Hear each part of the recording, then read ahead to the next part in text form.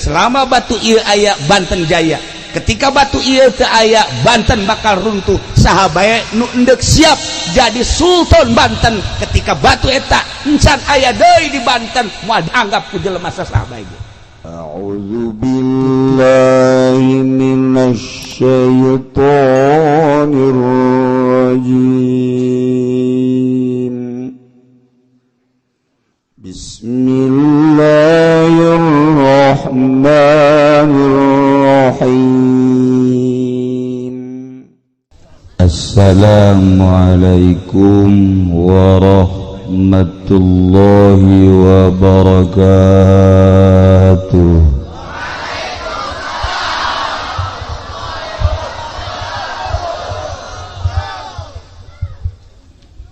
Alhamdulillah, wassalatu wassalamu ala rasulillah wa ala alihi wa sahbihi wa mawalah, amma ba'du.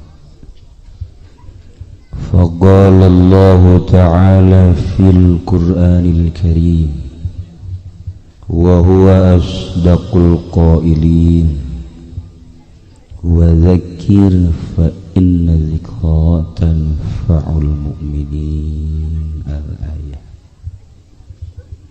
Wa qala an-nabiy sallallahu alaihi wasallam innama bu'ithtu li utammima makarimal akhlaq. Al-hadis. Langkung tipayun urang sami-sami nyanggakeun puja sinareng puji ka Gusti Allah anu maha suci, nu parantos masihan tina rupa-rupa nikmat ka urang sadayana, terutama nikmat anu kacida pisan ageungna nyaeta nikmat iman sinareng Islam.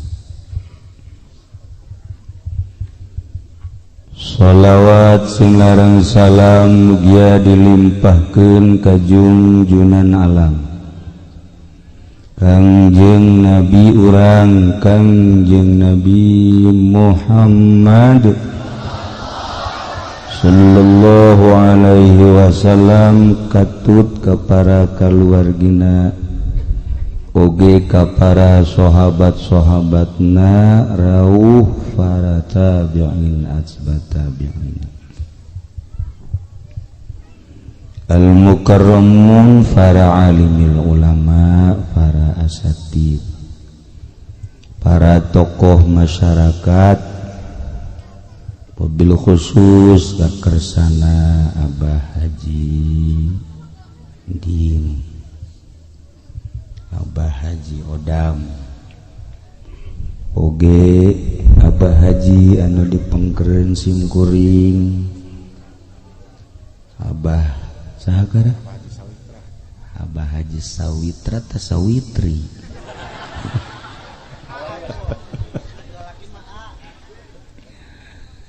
anu ngajantenkeun wasilah sumpingna simkuring ka dieu. Kumna para kiai, para ustad, para kasepuhan, ahli-ahli pasir angin anu kacida pisan nun kusim kuring dimulyakeun. Aparatur pemerintahanana, sipilna, militerna anu alhamdulillah dina saah ayeuna eksis. Polisi, ABRI selalu hadir dina riungan-riungan, boh ngariung maulidan, termasuk di judi. Alhamdulillah hadir baik. Mentak di akhirat dage polisi saparoka sorga saparoka neraka. Alhamdulillahirabbil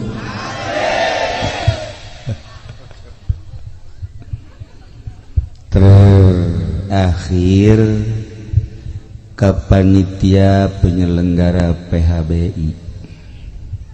Alhamdulillah kuasilah kerjasama para panitia, Masya Allah ieu hadir lain jelema kabeh meureunnya manya di gunung loba amat jelema ya asana campur kajian hukum lagi.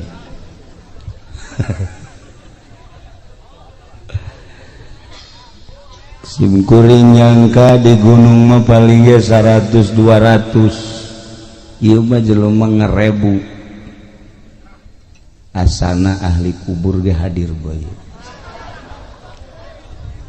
lamun kadeuleu di dia eta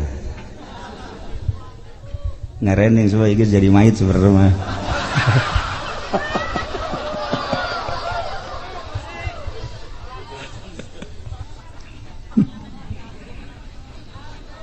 Kalayan inayah ti Gusti Allah alhamdulillah dina wengi ieu urang sadayana khususna simkuring Masya Allah bisa nyaba ka kampung Pasir Angin. Baheula mah bejana be aya lembur Pasir Angin, aya Masjid Karuhun. Dikersakeun keur pemuda teu boga tah kabogo urang dieu. Dikersakeun jadi teu datang ka dieu. Meureun ondanganana lain ondangan cinta makhluk. Ternyata meureun ieu hadir ka dieu diondang ku Karuhun ahli Gunung Karang. Cinta maletik teh mah urusanana. Lah sapira cinta kawin anakan bereyak beres. Geusan tapi cinta ka para arwah ahli-ahli Allah ialah anu bakal manjang kekuatan keyakinan urang.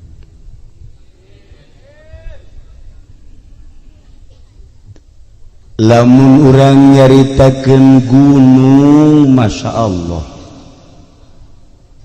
Kangjeng Nabi Adam di sorga diturunkan ku Gusti Allah ka India di gunung tertinggi di dunia terkenal dengan nama Gunung Himalaya. Turun Kangjeng Nabi Adam di gunung, Masya Allah. Siti Hawa diturunkan di Jeddah. Allah menginstruksikan supaya Kangjeng Nabi Adam kapanggih jeung Siti Hawa manusia kakarak 2 hari tak teu nyaho jalan. Kangjeng Nabi Adam di mana eta istriku tercinta teu nyaho jalan kakaler ka kidul ka wetan ka kulon atuh di mana aja kakarak 2an dek nanyakeun ka saha. Bingung Kangjeng Nabi Adam, tapi Masya Allah kersaning Gusti Allah gutus malaikat Jibril alaihissalam. Jibril tuduhkan Adam tuh Jeddah. Atuh malaikat Jibril mah gampang, set turun Adam yuk berangkat hibar atuh ka ditu babari. Oh jai horeng Masya Allah berangkat tidinya ke Muzdalifah. Di Muzdalifah geus ka Ambe langsung ke Gunung Arafah. Wah Siti Hawa geus aya di dieu langsung Kangjeng Nabi Adam Hawa oh Adam Masya Allah mangkaning harita mapan can aya baju can aya samping teka caritakeun wallahu alam.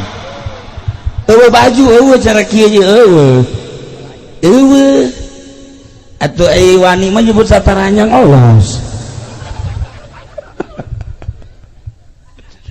Tidinya pertemuan langsung ke Mekah imah tangga Kangjeng Nabi Adam jeung Siti Hawa di Mekah.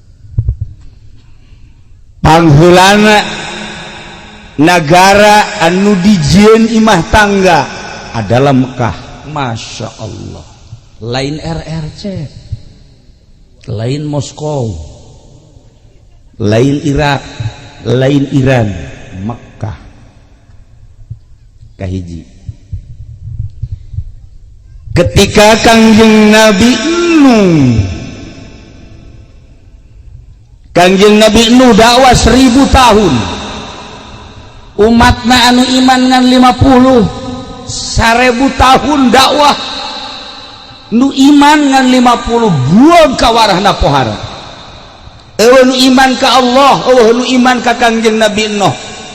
Anyar kene ti Kangjeng Nabi Adam ka Kangjeng Nabi Sis, ti Kangjeng Nabi Sis ka Kangjeng Nabi Idris, kemudian Kangjeng Nabi Nuh alaihi salam. Manusia geus nyembah ka patung, geus nyembah ka batu, dituduhkeun ku Kangjeng Nabi Nuh alaihi salam 1000 tahun cuma menang 50 manusia. Abah Haji Idam adi mah kuari ieu encan 1000 tahun jelema nu narurut geus ratusan, malah dikawin deui cenah berjalan. Kula tadi panggalana ngobrol di dia ngobrol kawin nyandung, maksudnya lamun endek babari teh gampang sih. Lain jang kula jang ieu jang eta.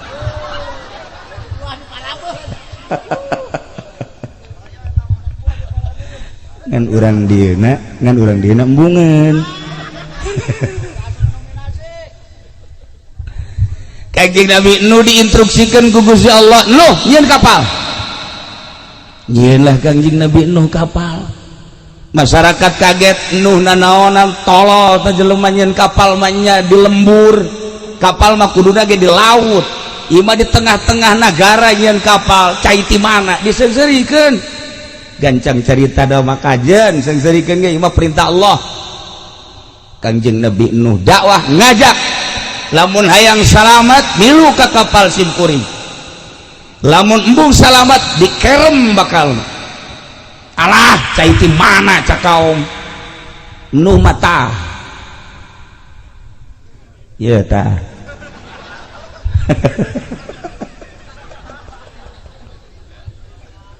Tapi kersaning Gusti atuh emang deuk dikerem keluarlah cai. Nah gorolot keluar terus, makanya keluar daga lain ti sumur, lain ti walungan, lain ti wahana, lain ti luhur, tapi eta cai keluar ti paranti masa. Naon paranti masa? Ti hau. Model keluar cai ti hau. Terus golontor, gede kakerem naraek lah ka kapal. Cuman 40 pasang. Kangjeng Nabi Nuh putrana 4, hiji Kanan, 2 Yafis, nu 3 mah iman, Kanan mah henteu. Yafis Sam iman, Kanan mah putra Nabi sorangan kafir. Rahasia Allah Subhanahu wa ta'ala.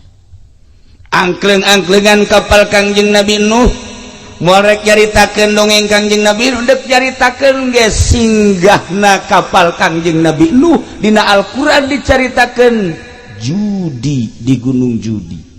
Kuari dengan terkenal Gunung Ararat Turki.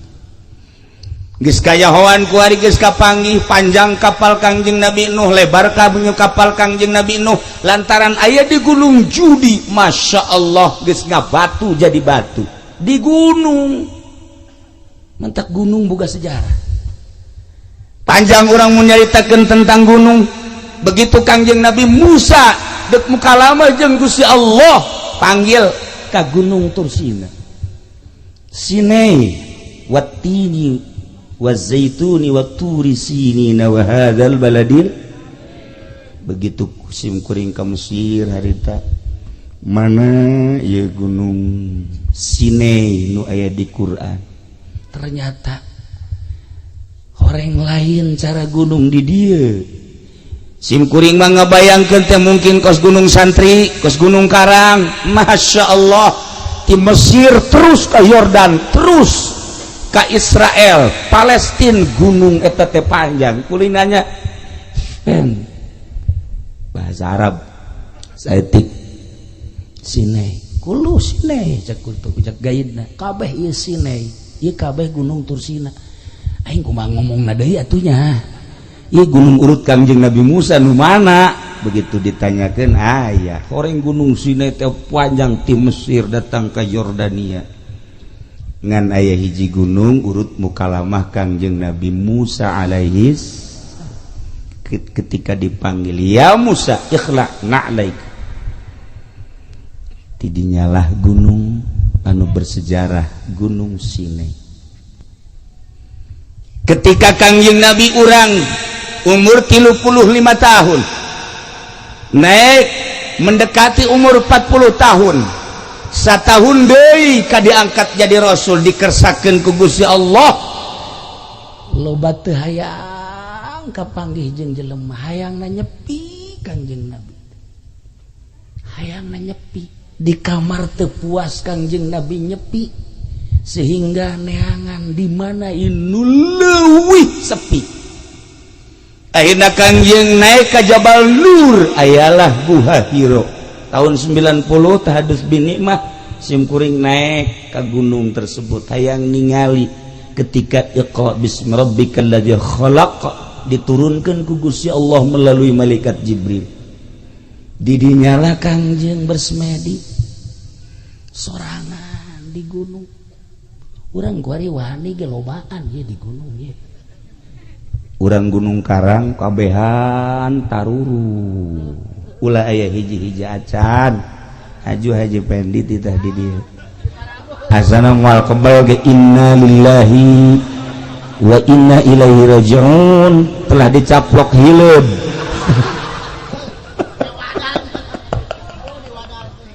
geus jasada modar emang teu sangar kitu Gunung Karang Masya Allah lain lah lagat nah ieu gunung sehingga Kangjeng Nabi bersemedi khalwah ibadah mantep ka Gusti Allah nu ngahalangan tafakur salat Kangjeng meja encan diinstruksikeun pas umur 40 tahun di gunung etalah turun iqra bismi rabbikal ladzi khalaq khalaqal insana min 'alaq iqra wa rabbukal akramul ladzi 'allama bil qalam 'allamal insana ma lam ya'lam gegeter Kangjeng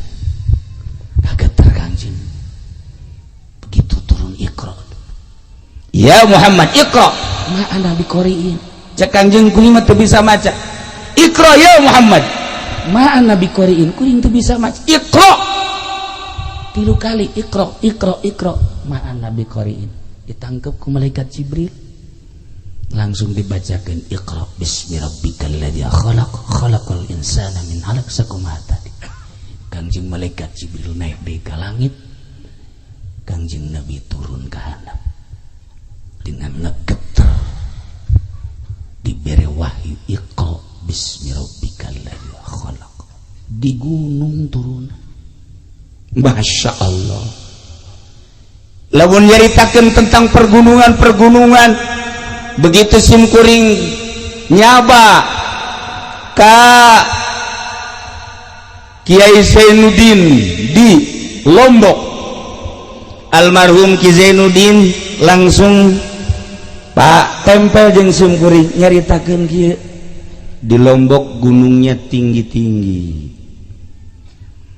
di Jawa banyak gunung tapi gunungnya tidak terlalu tinggi untuk di Indonesia gunung tertinggi adalah inilah gunungnya gunung tertinggi melambangkan bahwa manusianya tinggi-tinggi jakulah japarenek jelema nama japarene horenganan luhur ge lain luhur jelemana neangan nu luhur jelemana neangan nu kasep jelemana neangan nu gagah tanagana ambalaya tapi horeng hatena mah teu wauheun ka Allah tabah jelema leutik nu kos kitu mah paeh jadi seuneu neraka dik daraonan neangan nu gagah dek danaonan neangan anu kasep dek danaonan neangan anu jekrem itu wauh ka Allah mah mantap nu kudu diteangan teh awewe teh nu geulis nu sugih nu pinter nu wauh ka Allah perasaan tiis kana hate gelis aya di nyana pinter aya di nyana masya Allah turunan aya di nyana tarariis wau ka Allah mah nawaran kan ka salaki ya pan wau ka Allah kakak mumpung ora kene jaimah geus teger mobil geus boga perusahaan geus aya kak atuh laksanakeun ayat Quran fankihu ma tobalakum pan aya wau ka Allah mah tarariis kana hate masya Allah neng sugan teh neng teu kitu gegeraan sakena atuh mumpung ngara kene ngan lamun kakak kawin kula anterkeun ka bapak tah mah tolol teu wau ka Allah tah pangaranna nu wau mah moal nu wau mah moal atuh nawaran teh ikhlas sod ikhlas ya kari ieu carita gunung tahun 1526 mulai Islam nyerang ke Banten cuman 1 tahun kekuatan Islam utusan Demak dari 1526 hanya sampai 1527 tidinya dikuasai deku Hindu tarurunlah Portugis tarurunlah Denmark tarurunlah Inggris turunlah Belanda turunlah RRC turunlah Saudi Arabia ngumpul kabeh di Banten kumpul kabeh di Banten kumpulna di Banten teh warau ka Allah kabeh ge nu nyembahna ka batu nu nyembah ka kayu nu nyembah ka tatangkalan nu nyembah ka panon poe acak-acakan Banten deh masya Allah karim tahun 1670 Demak ngutus Sunan Cirebon Sunan Gunung Jati Syekh Syarif Hidayatullah beserta putrana Syekh Maulana Hasanuddin berangkat Syekh Syarif Hidayatullah jeung Syekh Maulana Hasanuddin ti Cirebon ka Banten duaan can aya mobil can aya kendaraan sejen di Cirebon berangkat ke Banten cuman 1 jam naik naon cenah kiai wallahu a'lam beja nama peureum doang aya babacaan la ilaha illallah mal dibacakeun ya ku si direkam engke aing mah teu bisa hiber bisa deui rugi aing ah malah kalanan ke ka Abah Haji beta bebejana teh malah kata mah kudu ojol jeung sapi sajam di Cirebon masyaallah kula mah naik mobil kula naik mobil aya aturan naik Avanza rada lambat naik Innova rada cepet kuari mah kebenaran naik Lexus cepet tapi naik Lexus ge asal dibarengan deh ku ieu angel pembawaan aja masya Allah aneh ku lagi nggak kadang-kadang aja dibawa kumaha dari bawah kumaha nu ukuran ditempuh nak kudu 5 jam iya mah 12 jam bawaan berabe iya be iya orang iya kuari orang kan memperingati Kangjeng Nabi mapan manusia terganteng terkasep terpinter ingat ke Kangjeng Nabi kasep Kangjeng Nabi mah ingat ke Kangjeng Nabi ganteng Kangjeng Nabi mah ingat ke Kangjeng Nabi pinter Kangjeng Nabi mah ingat ke Kangjeng Nabi segala-galana di Kangjeng Nabi jadi orang memperingati jelema nu ganteng jeung kasep Kangjeng barang leuleuh ka dieu iya kari atuh teu akur teh akan perasaan ngadenge Kangjeng Nabi na masya Allah leuleuh ka dia hayang utah lamun banget tapi lamun hatena leuwih kejam ya kali nah ieu Maulana Hasanuddin teh ka dieu duaan ka Banten disebut Banten Girang. Begitu ningali peradaban manusia, kekokohan, kebiadaban anu luar biasa. Kerajaan dikuasai ku 3 raja. Hiji Raja Siwa, 2 Raja Darga, 3 Raja Brahma. Aya 4 perkecil Raja Ganesha. Masya Allah, Banten lain bantrak-bantrakeun. Munajat Syarif Hidayatullah jeung Syekh Maulana Hasanuddin kudu kumaha ieu. Demak dek ngutus bala tentara ulawaka moal menang. Cek Syekh Syarif Hidayatullah moal menang kajen kukur ke kula munajat heula. Munajat Syarif Hidayatullah dalam munajatna titah ngadatangan Gunung Pulasari. Duaan datang kadinya naik, begitu naik ternyata aya kerajaan di Gunung Pulasari, aya kerajaan lain lalagaan nu menguasai Banten teh Raja Siwa, Raja Darga, Raja Brahma, Raja Ganesha. Anu kekuatan gaibna tanding saat eta. Dek merangan Raja Brawijaya, dek merangan Raja Pajajaran, dek merangan semua narajum kabeh ge tanding di dieu teh lain lalagan gagahna pohar. Munajat Syarif Hidayatullah begitu munajat deui titah naik ka Gunung Karang. Naik duaan ternyata antara Gunung Karang jeung Gunung Pulasari di dinya aya nu keur tapa. Tapa teh lain cara tapa budak kuari.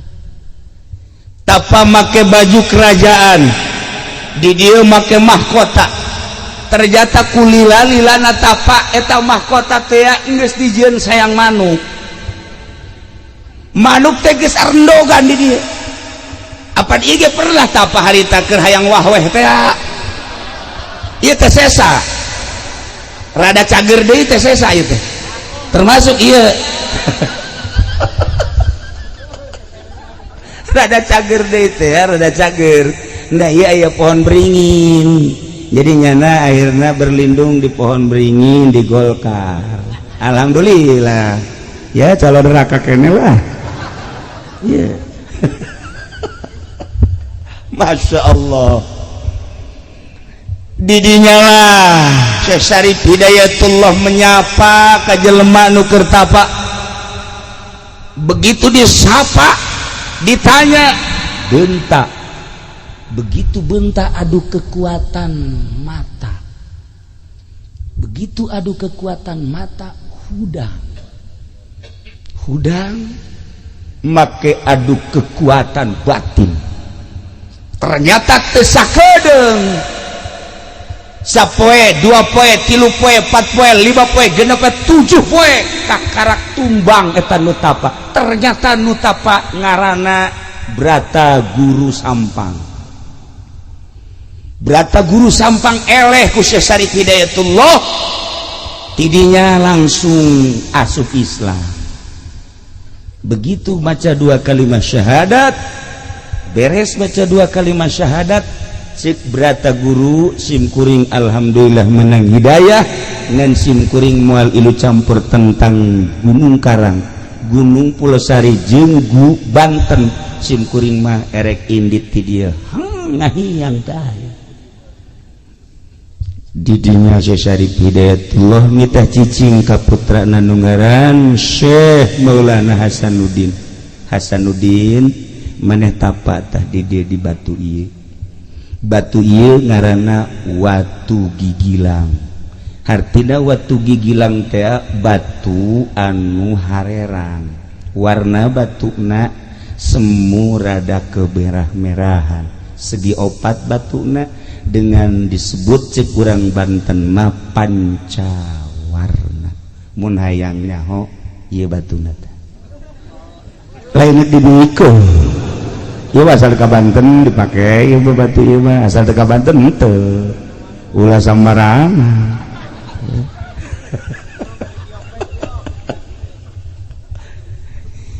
Batuna nu dipake tapa adalah 2 meter persegi. Syekh Maulana Hasanuddin tapa di dinya sapoe 2 poe 3 poe kacaritakeun sababaraha poena ngan sakieu doang amatna Syekh Syarif Hidayatullah anjeun tapa di dieu hiji datang ka ulah aya nu di aku satungtung maneh aya keneh nu di aku maneh moal bisa ngelehkeun raja-raja Banten. Lamun geus teu di aku kakarak batur bakal nurut. Aya cai ulah di aku, aya angin ulah di aku, aya batu ulah di aku, aya cacaang ulah di aku. Andai kata aya reungit nempel ulah dikukubahakeun lantaran eta reungit ulah di aku aya nu boga cai aya nu boga angin aya nu boga reungit aya nu boga orai aya nu boga hewan-hewan kabeh nu aya di dunia ieu terutama nu ngageugeuh di Gunung Karang aya nu boga. Ketika maneh geus teu ngaku kana sagala rupa nu aya di alam dunia ieu kabeh bisa dipergunakeun jang perang. Maneh tapa teh sakitu beta sok cirina di mana-mana ieu batu geus bisa ngangkat berarti maneh geus lulus. Lain-lain bantrak-bantrakeun tam tapa. Dek perang teh tapa heula. Kuari mah dek demo, dahar mah lulu. Dek perang teh tapa. Syekh Maulana Hasanuddin teh masyaallah karim. Tapa ada di dieu. Teu batak sim kuring ka dieu masyaallah. Datang ke sepuhan ka ditu sakali moal datang ka 2 kali henteu datang ka 3 kali kasurupan di ditu kasurupan dia ka sepuhan teh kula ge rada kaget ngetikeun taneuh hadena lain aing nu diketup mun aing lawan ku aing ngan pasti aing eleh kakarak rada mikir can diterima ka 4 kali aya karuhun di dieu sumping.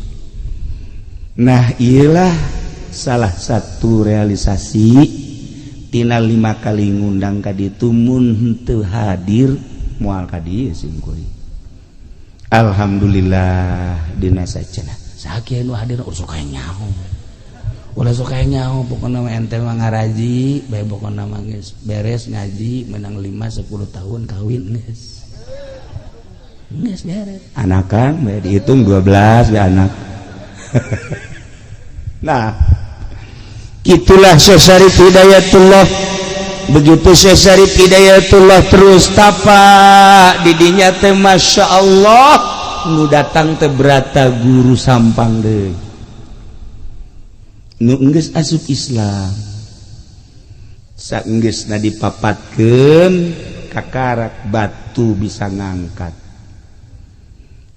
Tiba-tiba Syekh Syarif Hidayatullah datang maneh lulus cung geura ka Banten girang bawa batu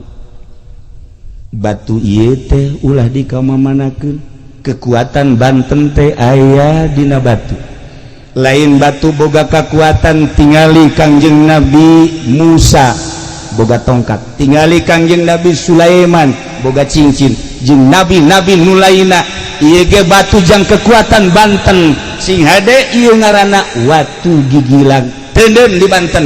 Selama batu ieu aya Banten jaya.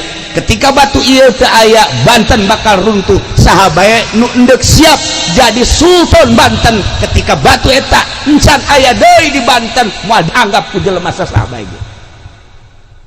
Titip Syekh Syarif Hidayatullah seperti eta. Masya Allah dibawa batu 4 meter persegi cuman dijingjing doang ku Syekh Maulana Hasanuddin dijingjing ieu mah mawa cai bae geus kieu bae geus eueuh naonan ieu mah nu mantak hampir diusir ku pamajikanna ge caknya geus teu berguna ieu hirup la faidata wa faidah. Itu faedah hirup. Masya Allah. Dijingjing dibawa ke Banten, maka ayalah paseban Banten anu tihangna opat. Ditendenlah batu didinya, etalah Syekh Maulana Hasanuddin selalu diuk didinya. Selama batu eta aya, perang jeung sahabat bakal menang.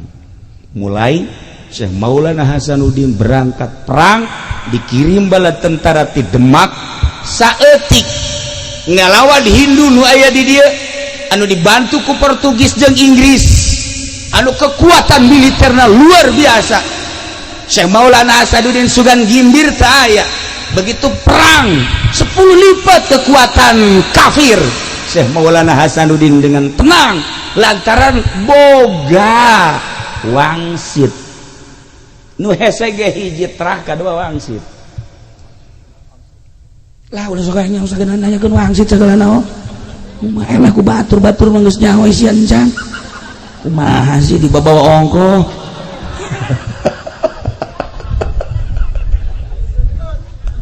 Aduh, Masya Allah. Dah begitu ngayakeun perang anu bala tentara militer saeutik ti Demak hampir eleh menghadap ka Gunung Karang. Cek Syekh Maulana Hasanuddin, ya Allah, eueuh di aku kusim kuring cai nu Gusti, angin nu Gusti, batu nu Gusti. Saat ieu abdi teh dek negakeun kalimah Allah, dek negakeun li'ilai kalimatillah la ilaha illallah hayang ngislamkeun Banten dengan tugas di Demak jeung ti pun Bapak. Maka abdi nyuhunkeun pertolongan ti Gusti. Aya suara hayang make naon? Angin. Maka angin dikirim ti pasir angin. Serius sehingga ada ieu sejarah serius. Andai kata geus manggi sejarah eta alhamdulillah, andai kata insan catet lain lalagaan, andai kata aya di sejarah alhamdulillah, andai kata eueuh seperti eta bisa dipertanggungjawabkeun. Walaupun kula kakarak menang habar 2 poe ti urang dieu sarua bae, kula sok kadatangan nu kitu tah. Kemari Kiai PI maot, begitu turun di mobil aya budak leutik ngapang. Budak leutik da kasep lain cara kolot kieu kasep. Berangkat ke masjid aya digigireun, kula jadi imam Allahu Akbar jelema ribuan, terus nuturkeun makam ka makam, nguburkeun nyana di dieu tah, di dieu ngobrol jeung kula. Ngobrol naon cenah cak Nurjaya tah, rahasia tuh nyana ge aya nyaho nanti ngobrol naon cenah ge sok aya nyaho bae, ngobrol cinta ye. ngobrol geus beres kula talkin eueuh. Kula nanya Ki Nurjaya, saya teh budak leutik, cih sugan teh bawaan kiai cenah. Nanya deui ka adik kula, cih sugan teh saha teu nu nyaho. Nanya deui ka hiji kiai, jak kula betul neuleuh cenah kiai, neuleuh dia bangsa nu ka kos karaya. Wow ieu mah ka hijab nu kieu mah tuh henteu nu kieu mah bangsa nu karaya mah moal mun orai neuleuh bangsa nu leuleuh ngomongnya na ngobrol jeung kula eueuh. Ieu ge aya nu datang Masya Allah. Ieu horeng pasir angin teh pernah dicokot diundang ku Syekh Maulana Hasanuddin ketika perang ngelehkeun Hindu, anginna ti dieu. Ieu pasir angin teh lain lalawaran Mantak ayalah jampe paranti ngadatangkeun angin. Henteu kudu lobaan ka Jakarta demo teu kudu. Teu kudu eta mah endek masalah. Tinggal diondang bae. Angin pasir angin, coba tuh. Ahok kubruskeun habak. Beres. Hayus ya. Asal geus datang angin pasir angin, Masya Allah. Lain lalawar di aya liangna, ngan liangna teu kadeuleu. nu kadele liang anak we di dieu mah liang eta teu kadele liang angin eta mah tapi insyaallah urang-urang dieu paham aya nu paham. Nah dua kekuatan hiji cai ialah Cibanten ngaranna Cibanten teh huluna di Gunung Karang turun di Gunung Karang pecah dua nu hiji ke arah barat sekitar 35 km ke laut jadilah dermaga internasional nu hiji ka Karang Atu nah iyalah jadilah dermaga nasional dua kekuatan maka di Banten ulah coba-coba Gunung Karang pusatnya adalah Gunung Karang sejuta kali garaga orang Banten ternyaba ke Gunung Karang mual aya kekuatan Gunung Karang titisan ti baheula dongeng almarhum Abah kula waktu masantren di Sekong hayangnya bakal guru gas umur 7 berangkatlah tiluan nu hiji ngaranna Wes Kurni orang Tangerang kabeh nu hiji di Samsudin berangkat di ditu nu dua sombong sebab puasa bae nu duaan mah sia Madam Yati neuk naik ke Gunung Karang teu puasa mopo sia kajen ku kumaha ge yeuh aing ye hijib nasor geus dikelek hijib naon deui si dieu hijib saepi mah komo anginna ge geus ambalaya ya tuturkeun aing ke asal naik ke Gunung Karang siap tuturkeun heuleukeun aing mah naik angin cek kana begitu datang wallahu alam ka mana maropo kabeh teu kuat nu dua mah alah cenah dameti aing mah teu kuat cek cenah ieu aing mah moal bisa terus ka ditu geus teu kuat kumaha sih nyaritakeun teu kuat hese nyaritakeun teu kuat teh hese okos aya lalaki hayang kanu geulis teu kuat aya beungeut perang hayang kanu geulis aduh teu kuat teu nyambung tapi ulah leutik ka hate lalaki mah pembeli itu geulis kajen teh geulis beungar iya ini roa itu pasang ye mujizat Gusti Allah masyaallah qala Yusuf li abihi ya ngaji mah ngaji amil eta heula nah lah urang dia mah geus leuwih nyaho pokokna urang kulon mah bangsa perpeletan mah atuh perpeletan mah ilaku mah teu ieu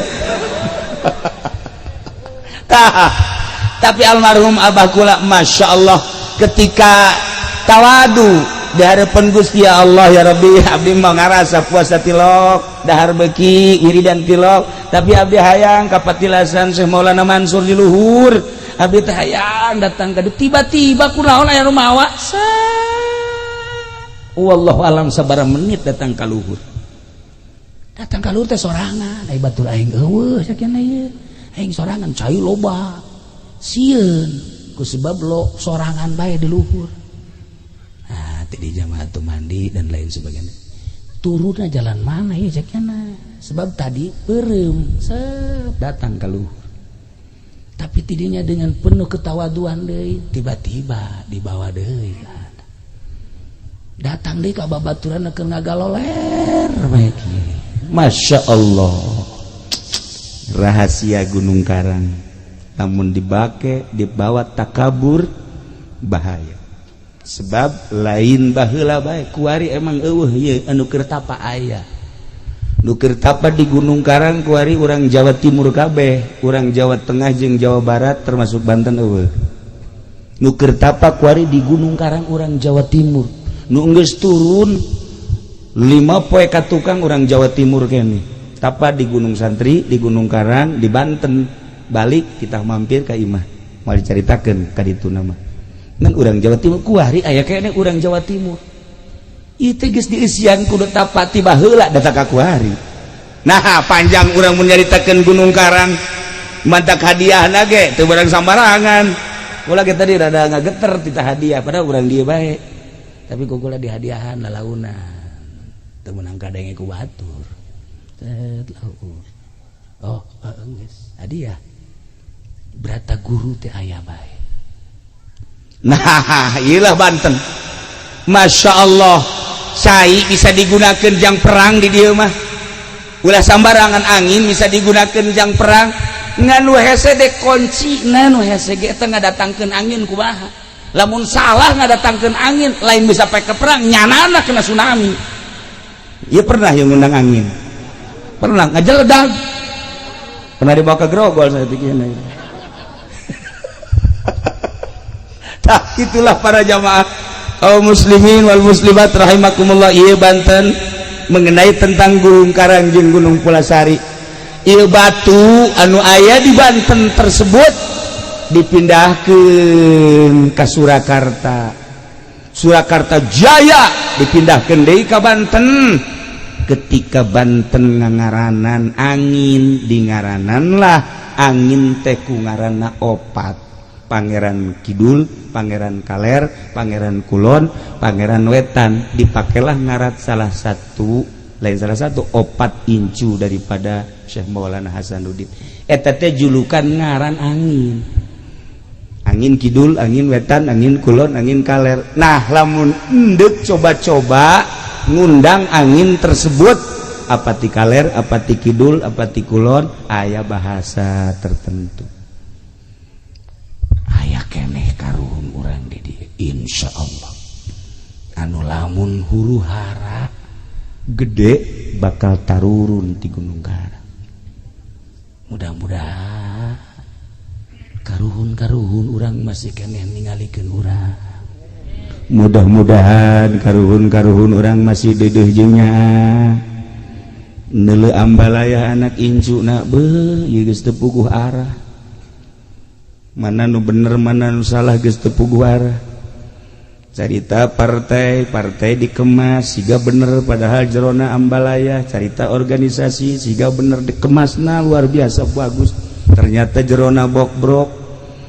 Pondok pesantren kadeluna bagus dikemas berbagai ngaran pondok pesantren, ternyata jerona masya Allah selama hubud dunia moal beres, karuhun bakal ngutuk. Gila Gunung Karang. Para jamaah kaum muslimin wal muslimat rahimakumullah, saat ieu batu nu pernah dibawa di ka Banten aya salah sahiji incu Banten anu nakal, maka batu tersebut teh moal dibejakeun ngaran anu mawa batu tersebut kemudian didagorkeun kana sirahna semplek jadi batu gigilang eta semplek juruna saeutik urut ngahajar salah satu incu Syekh Maulana Hasanuddin. Aya dipindah-pindah kuari eueuh di Banten. Urang tinggal nungguan batu eta sebab kejayaan Banten tetap terletak tandana di batu eta. Lamun encan aya saha bae nu endek muncul jadi sultan, jadi raja moal bisa. Sebab nu bakal jadi raja di Banten mah tetep tiba heula dage raja wali, wali raja, raja wali, wali raja. Kudu make koma ulah raja wali. Raja wali batu sia eta mah. RCTI eta mah. Raja wali, wali raja. Selain wali moal bisa Banten. Lamun dicaritakeun tentang bakal keramean Banten dijajah deui ku RRC sebab aslina ge Hindu bakal terjadi. Inggris bakal asup deui ka Banten bakal. Belanda bakal asup deui bakal. Cuman tetep nu bakal numpas Arab-Arab kene. Percaturan tentang Banten seperti eta selama batu encan muncul deui tetep Banten moal boga kekuatan. Itulah sejarah ala kadar. Urang kuari sabodo tamah tentang eta. Ieu mah supaya nyaho bae heulana. Masih panjang lalakona. Urang sebagai generasi sing hade sebab Kangjeng Nabi muncul dengan kekuatan anu luar biasa. Tapak Kangjeng Nabi Musa muncul dengan kekuatan anu prima. Tapak Wali Sanga muncul dengan kekuatan anu prima. Tapak Syekh Maulana Hasanuddin babat Banten pada tahun sekian sampai tahun sekian, dilanjut ku Syekh Maulana Hasanuddin, Syekh Yusuf, dilanjut Syekh Mapai dan lain sebagainya. Arapa kabeh lamun urang kuari jadi kokolot jeung jadi kiai masih keneh beuki duit proposal pamarentah ulah harap menang Banten. Urang jadi kiai masih keneh ngarorodan duit partai moal harap Banten Jaya. Urang kuari jadi kokolot atawa jadi kiai ustad masih keneh kabombro jeung kabita ti duit ti haritanu. Wah ajur Banten kajen ajur sekali deui siatan meneruskan mata aing mah toser doang. Seperti eta dek narima dek henteu hak ente kabehan sekedar sejarah kekuatan Banten dicekel ku ahli-ahli tapak. Urang boga Syekh Mansur, urang boga Syekh Hasnawi. Syekh Hasnawi teh raja Banten cuman masdur mantap ketika renovasi diberi kewenangan Syekh Hasnawi Caringin. Setelah eta kadieuna teu muncul kembali. Insyaallah engke ge aya.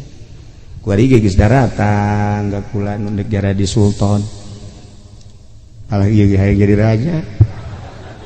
Atuh raja kuang-kuang. Masyaallah karim. Alhamdulillah lamun di Banten geus aya nu diangkat jadi sultan. Aya deui nu hiji hayang dinobatkeun dia jadi mangga bae tah mah mangga bae ai pas eueuh masalah tapi kula geus ngangkat sorangan raja setan. Alhamdulillah.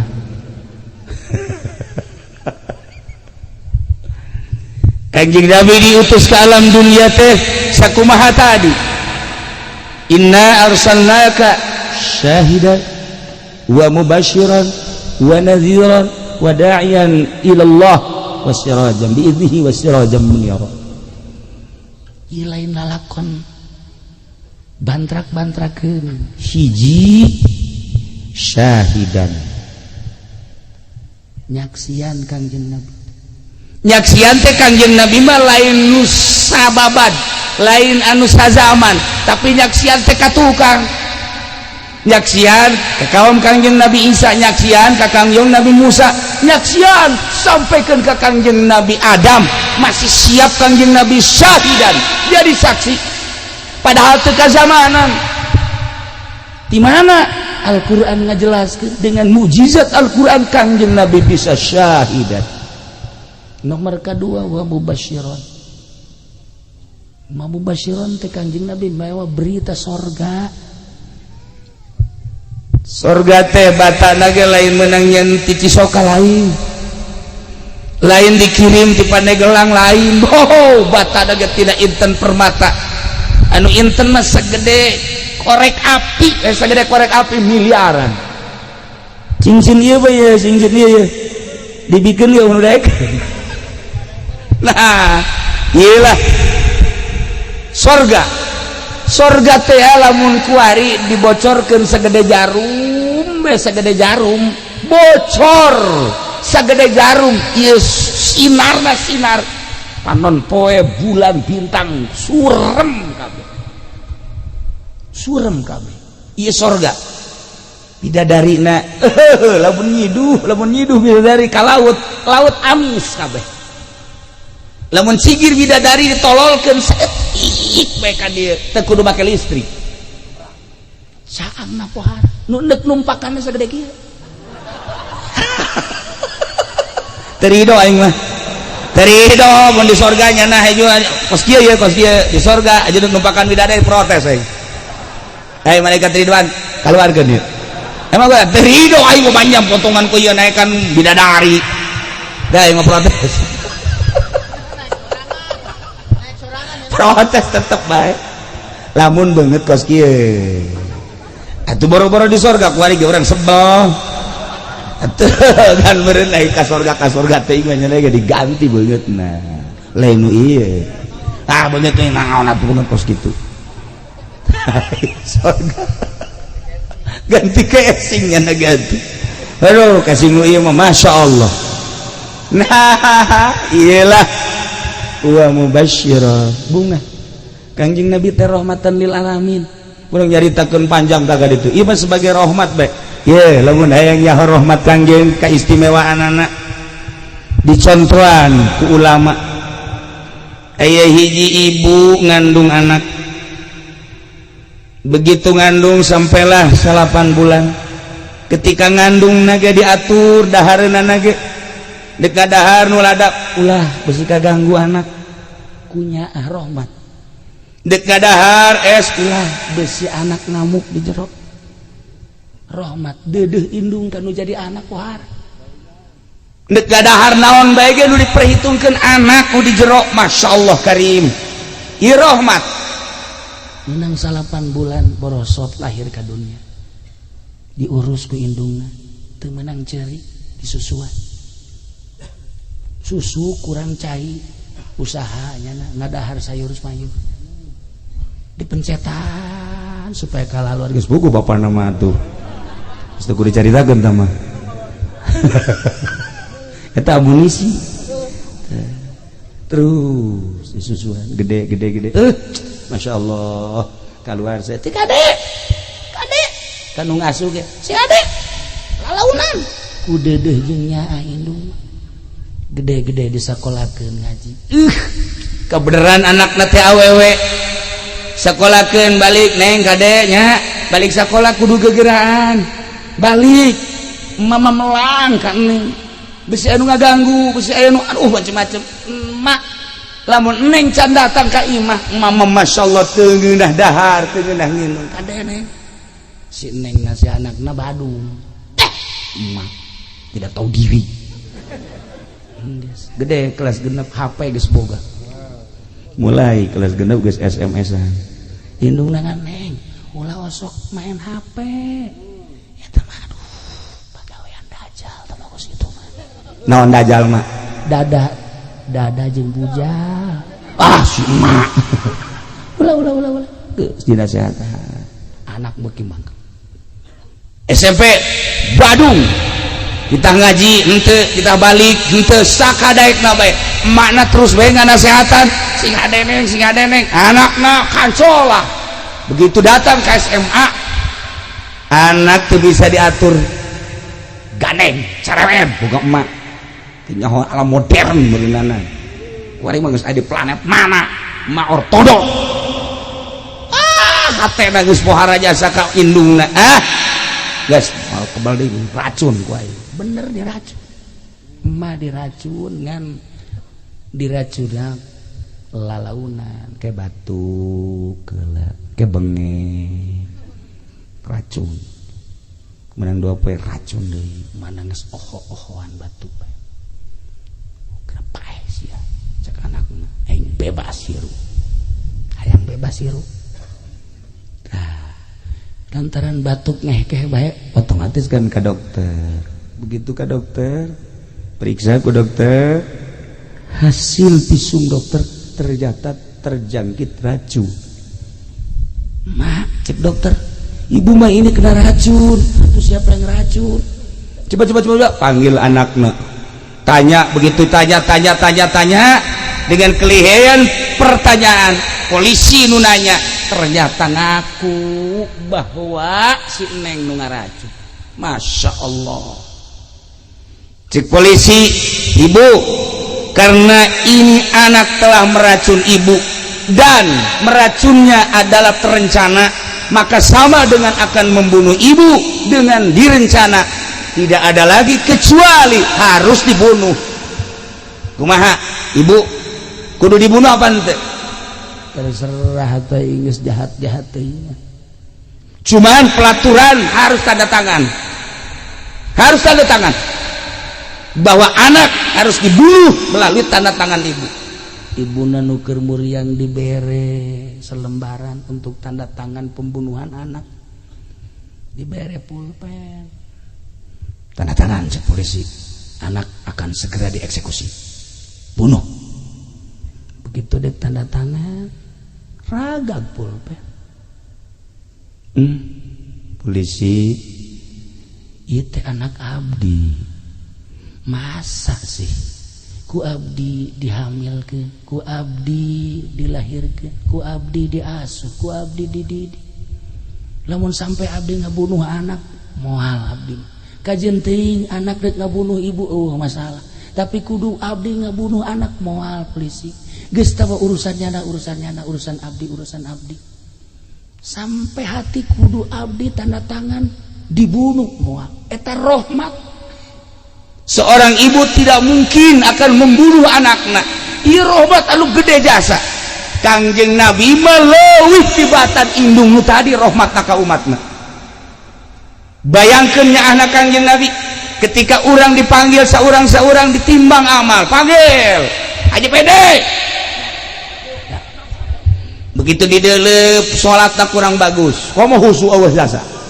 Puasa kitu kene zakat iok sama sakali.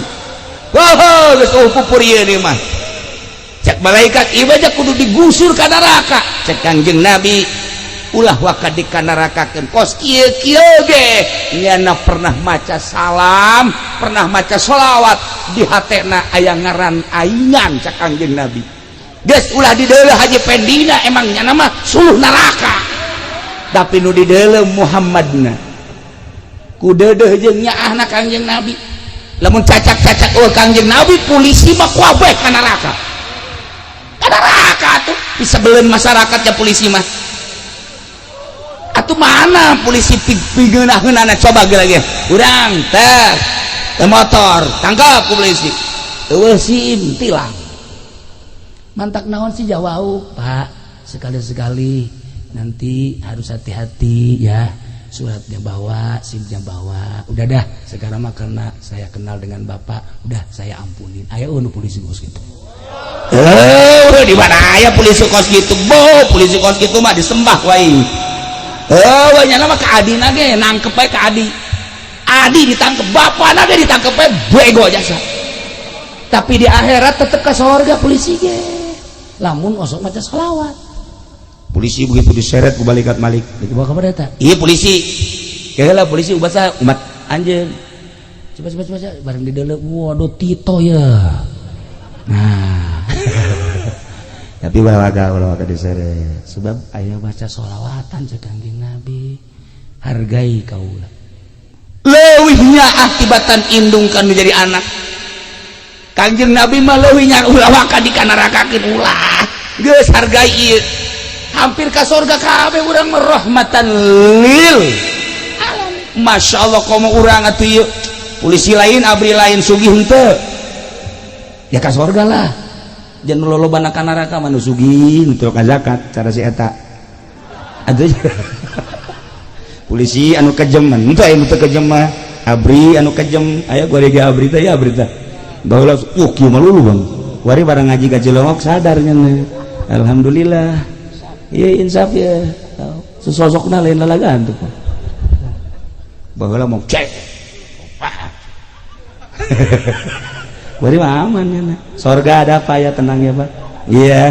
Udah nanti dilempar sama malaikat, jangan jatuh aja ya. Ya Karim. Nah ieu urang teh akan diuk di dieu teh harapanna hayang menang rahmat Kangjeng Nabi Muhammad sallallahu alaihi wasallam. Ngandelkeun salat urang pimanaeun, ngandelkeun puasa urang pimanaeun, ngandelkeun zakat urang pimanaeun, haji urang pimanaeun. Salat ta salat tapi kan kaayaan salat urang kos ge paingan Kangjeng Nabi ngasupkeun manusia, ngasupkeun umat ka surga lain ku amal tapi ku rahmatna ku fadlna. Masya Allah menta kurang kumpulna di dieu mudah-mudahan urang kasorot ku rahmat Kangjeng Nabi Muhammad sallallahu alaihi wasallam. Kangjeng Nabi emang maot atuh henteu, boro-boro kangjeng para aulia Allah ge teu maraot. Emang ieu dihadu hadir di dieu emang jelema kabeh atuh lain. Maksudna jelema nu hirup atuh nu gaib ge atuh araraya. Hirup tan dadadaya ngarembang. Hadir komo Kangjeng ketika disalamat. Assalamualaikum ya Rasulullah. Kangjeng atuh ngajawab alaikassalam. Sahasieun salam. Urang maca shalawat. Allahumma sholli ala sayyidina Muhammad wa ala ali sayyidina Muhammad. Kan lamun ikhlas bagus kaseungit ka ambeuna ku Kangjeng. Lamun urangna kotor, datang mah datang kan bau. Malaikat kan gitu malaikat. Urang membaca Quran di jero hate, urang maca Quran keluar, maca zikir di jero hate. Nyahuan kan malaikat bahwa orang keur maca naon ngan lantaran ikhlas seungit malaikat geuge seungit mentak hadamna malaikat seungit Hendak para wali adamna malaikat sengit ka ambeuna barang ambe ieu cek malaikat masyaallah jurig bararau kamu tuh malaikat urang lamun zikir ya di masjid urang zikir atau wiridan atuh ka ambe ku malaikat kumaha ikhlas jeung henteu bagus jeung henteu bakal kajahoanana engke tapi di dunia kene kajawan efek-efek tina wirid-wirid urang jeung ibadah-ibadah urang. Para jamaah kaum muslimin wal muslimat rahimakumullah sakali deui moal dicaritakeun kabeh tadi mubasysyiran wa nadhira wa da'iyan ila Allah. Nah ieu mah Kanjeng Nabi wa ma arsalnaka illa rahmatan lil alamin. Alam teh masih wallah tangkal kayu alam Kangjeng rahmatan lil tangkal kayu. Laut alam Kangjeng Nabi rahmatan lil laut. Batu alam Kangjeng Nabi rahmatan lil batu. Hewan-hewan nu aya di dunia ki alam Kangjeng Nabi rahmatan lil hewan. Mantak lamun urang geus kasorot ku rahmat Kangjeng Nabi, urang geus mantap ka Gusti Allah, urang bisa berbicara jeung batu jeung tangkal kayu. Lamun Syekh Mansur bisa ngobrol jeung maung. Komo Tuan Syekh Abdul Qadir mah lain bae jeung naung jeung lauk-lauk bisa ngarobrol. Mun Syekh Maghribi bisa ngobrol jeung seluruh hewan-hewan. Lamun Syekh kitu Syekh Ahmad Kabir Rifai bisa ngobrol jeung nu gararaib. Atuh kuari ge sarua para aulia Allah teh bisa ngarobrol. Ieulah rahmat Kangjeng Nabi. Datang ke mana urang karahmatan ku Kangjeng Nabi na karahmatanna datang ke syariat urang di makom syariat. Datang ke mana karahmatan ku Kangjeng Nabi na rahmat Kangjeng Nabi na datang ka thariqah urang aya dina rahmat thariqah. Kangjeng Nabi rahmatna nyulusup ka sirrun min asrillah urang aya dina makom hakikat. Rahmat Kangjeng teh aya di makom hakikat. Kitulah para jamaah kaum muslimin wal muslimat rahimakumullah. Malam ieu urang aya di dieu kumpul dalam rangka ngagungkeun ka Kangjeng Nabi urang Kangjeng Nabi Muhammad sallallahu alaihi wasallam dicatat ku malaikat leuwih-leuwih ku Gusti Allah. Mudah-mudahan kumpulna urang di dieu dijadikeun umat Kangjeng Nabi Muhammad sallallahu alaihi wasallam. Belah dieuna urang dihijikeun jeung guru urang nu saleh jeung para aulia-aulia Allah. Belah dituna urang jeung Kangjeng Nabi urang. Saha anu teu indah ketika di akhirat engke bakal aya bendera wasiqal ladzina taqau ila jannati zumara. Jabanu takwa bakal digiring ka surga ila jannati zumara. Kelompok-kelompok aya bendera-bendera engke bendera di akhirat ulah salah neuleuh bendera. Ulah neangan bendera Golkar di masa cilaka bendera pada ulah di dunia ge ulah ajeuna ieu mah petilu ge nyungsem wari mah geus teu beres cenah PKB Alhadin Sawa geus bae benderana ge di akhirat ulah diangan bendera partai benderana la ilaha illallah Muhammadur Rasulullah. Geus ke di akhirat urang neuleuh bendera eta di bawah bendera eta berangkat menuju surga Allah Subhanahu wa taala. Nyaritakeun bendera loba nu dibikeun ka Sina Abu Bakar, nu dibikeun Sina Umar, nu dibikeun Sina Utsman, Sina Ali, Sina Husain, Sina Hamzah dan lain-lain sebagainya. Termasuk guru-guru urang ke di akhirat dibere bendera ku Kangjeng Nabi urang. Geus urang nuturkeun salap guru-guru urang moal mislek kajen kukuman. Itulah para jamaah kaum muslimin wal muslimat rahimakumullah. Simkuring atuh ngarasa bingah dina wengi ieu tiasa ka dieu ka pasir angin. Dongeng pasir angin ala kadar tadi geus. Ieu gunung Karang ge ala kadarna geus. Gunung Pulasarina geus. Kemudian batu-batuna geus. Malah aya julukan-julukan kampung-kampung eta teh di zaman Syekh Maulana Hasanuddin. Insyaallah keiraha deui aya wangsit sarua bae ngadongengkeun tentang sejarah-sejarah nu patalina tapi jeung karomah-karomah. Nu patali jeung karomah lain saeutik di Banten teh. Insyaallah mun aya izin Allah ke urang carita deui. Ieu mah luar biasa dina wengi ieu sakali deui hapunten tina samudaya kalepatan sareng kakiranganana ieu urang ngadoa ka Gusti Allah. Allahumma shalli wa sallim ala sayyidina Muhammadin fil awwalin wal akhirin wa barik wa sallim wa radiyallahu ta'ala an sadatina ashabi sayyidina Rasulillah ajma'in. Amin ya Allah ya rabbal alamin. Allahumma arham ummata sayyidina Muhammad, Allahumma ajbur ummata sayyidina Muhammad, Allahumma aslih ummata sayyidina Muhammad, Allahumma farrijan ummati sayyidina Muhammadin sallallahu alaihi wasallam. Allahumma anfa'na bima 'allamtana wa 'allimna ma yanfa'una wa zidna ilman wa yaqinan wa zidna ilman wa yaqinan wa zidna ilman wa yaqinan walhamdulillahi ala kulli hal wa na'udzu billahi min kulli hali ahli an-nar. Allahumma hdina siratal mustaqim, Allahumma hdina siratal mustaqim, Allahumma hdina siratal mustaqim, siratal ladzina an'amta 'alaihim minan nabiyyin wasiddiqina wasyuhada'i wassalihin wa hasuna ulaika rafiqa. Dzalikal fadlu minallahi wa kafa billahi 'alima. Wa shalli wa sallim ala jamil anbiya'i wal mursalin walhamdulillahi rabbil alamin. Sakali deui sim kuringnya haja teu ngadongengkeun tentang perjalanan Syekh Mansur anu ieu di dieu aya sababaraha tinggal Syekh Mansur. Insyaallah mun panjang umur ke urang bahas sakitu bae. Wallahul muwaffiq ila aqwamit thoriq. Wassalamualaikum warahmatullahi wabarakatuh.